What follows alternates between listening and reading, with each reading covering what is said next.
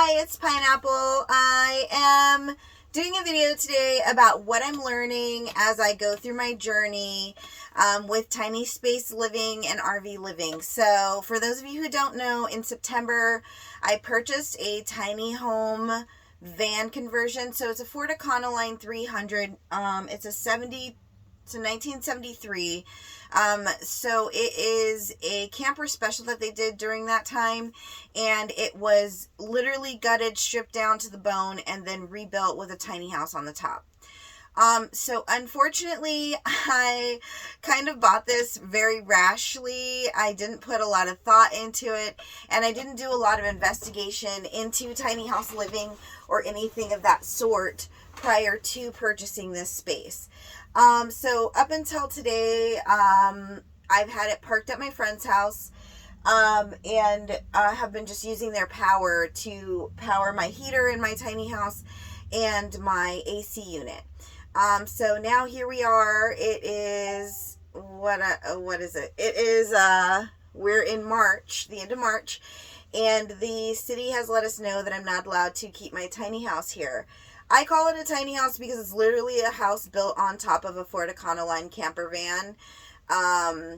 So yeah, fun facts that I didn't know. Legally, you're not allowed to live in your recreational vehicle, which this classifies as full-time. And one thing I did know is that it's really complicated to find land to live on, even if you have a regular tiny house, one that's not connected to an engine. But my top picks and things that I feel like I've learned during this time is, one, if you get an RV that's older than 10 or 15 years, you're going to have a really hard time placing it somewhere. So a lot of people on the internet are like, just buy an older model and boondock. Well, not everybody has the money to buy the RV plus the generator, and so I bought my camper tiny house conversion for $4,000. It's like 90% done. I have a foot pedal pump sink and a composting toilet, and I shower at the gym. And so, there's a lot of costs that I didn't really think that much through. And I feel like on the internet, people make it seem like it's just really super easy. Like, you just buy a van and convert it. Like, you have to have money for the supplies to convert it. And it's not always cheap, and it's not easily accessible. And that is a part of the reason why people put a lot of money into their camper van conversions to make them stealth, and the whole purpose of them being stealth is so that they can pull into parking lots of different places and sleep in their van and live in their van without being seen. But for me, in my case, which I think is maybe a little bit more of a rare case, but what's happening for me is also something that would happen for people who buy older models. So basically, if you buy an RV that's older than 15 years, you're going to run into so much difficulty finding a lot that's going to take it, number one. And then number two, there are also restrictions at different campgrounds based on how old your RV is. So it's way more complicated than I ever imagined. And there's so many things that in the thousands of videos that I watched in the weeks leading up to and since I got my tiny house conversion, it, like, that information didn't get said anywhere. That, hey, by the way, once you buy this really old RV for off-grid living, you're not going to have anywhere to take it if you so decide you don't want to live off grid. So for me, I work full time in the city.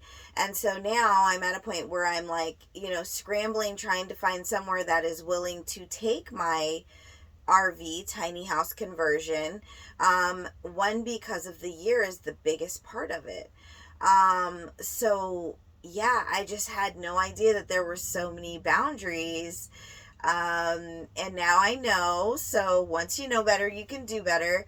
But yeah, I just kind of wanted to touch on those things. And I had no idea that it was illegal to live in a recreational vehicle full time. I had heard, and I'm telling you, I am telling you that prior to me purchasing this tiny home van conversion, I went to RV dealerships nonstop for 2 years looking at RVs that I could not afford. And it was absolutely crazy. Like, and I explained to them, like, I plan on living in it full time. I plan on living in it full time.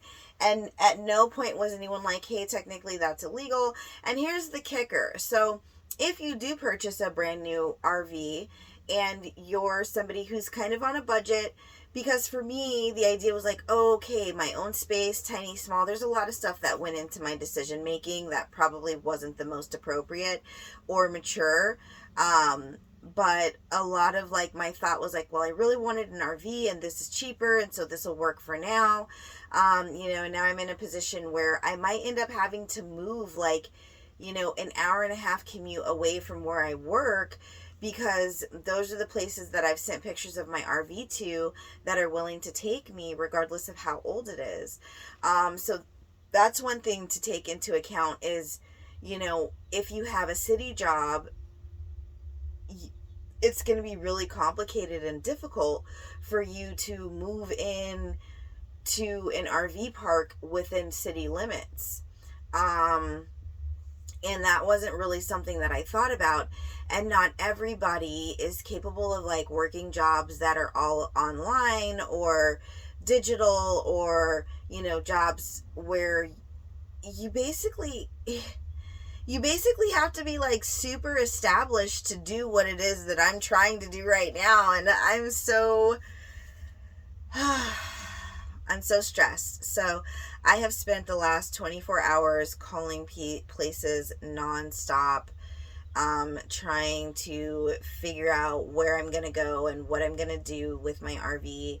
And I have been able to locate a couple of places. One is in Casa Grande, and then there's a couple of lots that are available. And so, ultimately I want to be close to work. But I also, don't want to live on a dirt lot with no power, because I do have, extension cords that hook to my power on my tiny house, and I have a refrigerator, and stuff like that. So yeah, that's pretty much it for right now.